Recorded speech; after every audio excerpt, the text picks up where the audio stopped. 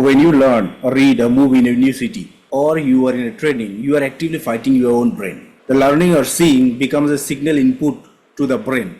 The input signal through all these five senses like nose, ear, tongue, taste or bodily signals leaves traces of imprints on a brain. And the brain being one of the most efficient predictive computational machine, biological machine rather, allocates resources to the information input that are not recurrently persistent. Anything you learn recurrently and persistently is like forcing your brain to adapt and make changes and predict the outcome of the input signal that it receives, right? And if you are learning a new thing, the one must work against the brain. Literally, you are fighting your own brain.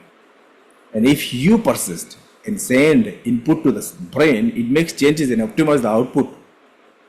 And it predicts the new information fast because it has to execute the same information with minimum resources and time. You may be thinking, oh God, why I go on forgetting, right?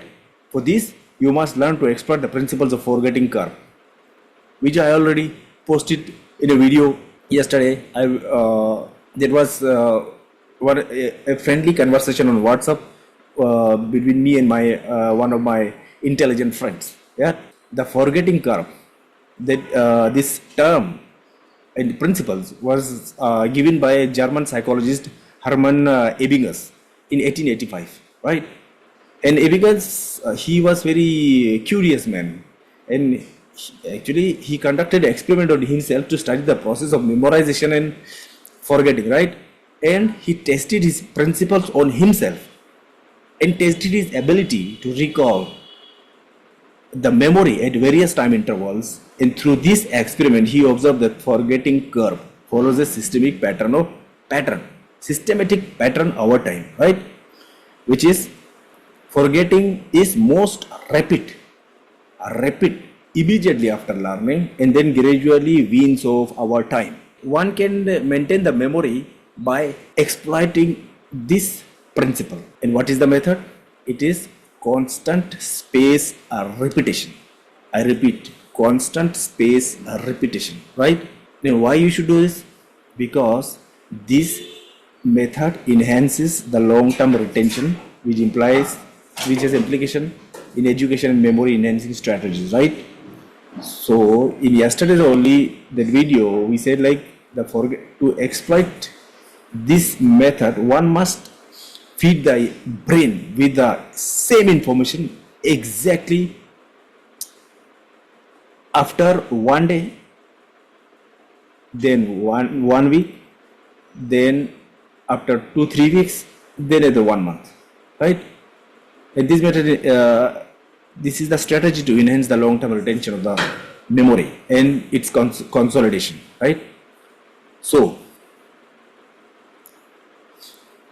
if you don't understand the logic of constant space repetition of the information or what we are learning, we call this as input because the brain is one of the most efficient biological computation machine, right? Now you have to consider is like that only. Otherwise, your perspective of the memory and the learning won't shift. And whatever you read, like someone reads the mass study, which is another term in psychology, where you are sitting at one place and reading from morning to evening, and the information in such situation goes on writing goes on the brain. Actually, this is happening at the level of brain, right? If you don't space the information you read, then the signals get fatigued and some information don't register at all. So you have to give some recovery time for the brain, right? Otherwise, nothing will register in your brain. And we want to consolidate the memory fast and to have that memory, consolidated memory of the information we learn, a chapter we learn, or the book we read, we have many strategies, right? Once we read it, then there are five method I have come with, and those are the one of the most solid scientifically proven method which you can use whenever you are reading or learning a new skill. You have to break it down to chunks, small chunks, or superimpose that information to already registered memory in your mind. Suppose old images like a bus or car or tree or an animal, chapel, shoes, whatever you have, you superimpose and link that information to that image. This is like a you are using the old registered memory and you are linking that information to that images, and at thought level you are allowing your mind to wonder about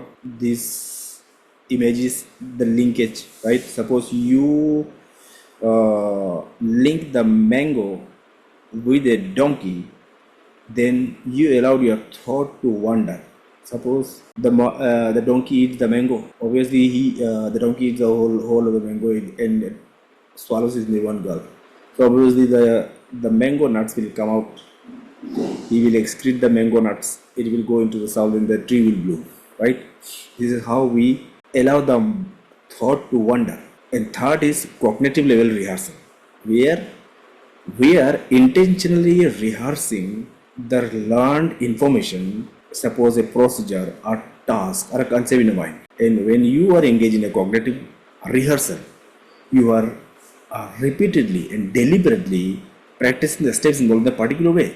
This involves visualization, imaginary and sensory experiences associated with it, and mentally rehearsing the action or decisions you would make, right? And four is outcome rehearsal, and most of the students this falls in this particular thing, right? Outcome rehearsal, where you practice the information with a deliberate outcome in the mind. Suppose you are reading, so why you are reading? You are reading because you want to pass the exam, right? So if you want to pass the exam or you want to master a skill, then you have to have an outcome in your mind, otherwise the brain won't allocate the resources to this information, right? Now five is like you have to consider the learned information as an input to a computer. Every input we feed has to be clear, concise, and crisp. Read clear, slow, and deliberate. And every subsequent revisions has to be the same. Every rehearsal has to be the same. Right? Clear, it should be clear, it should be slow, and it should be deliberate with an outcome in mind. If you don't intend an outcome, the result won't manifest again. Six, the most students I have observed never have a visual images of exam situation or work situation or financial situation or market situation. And if you imagine this scenario, the scenes, exam scenes, war scenes, drama scenes, and teleport yourself, teleport,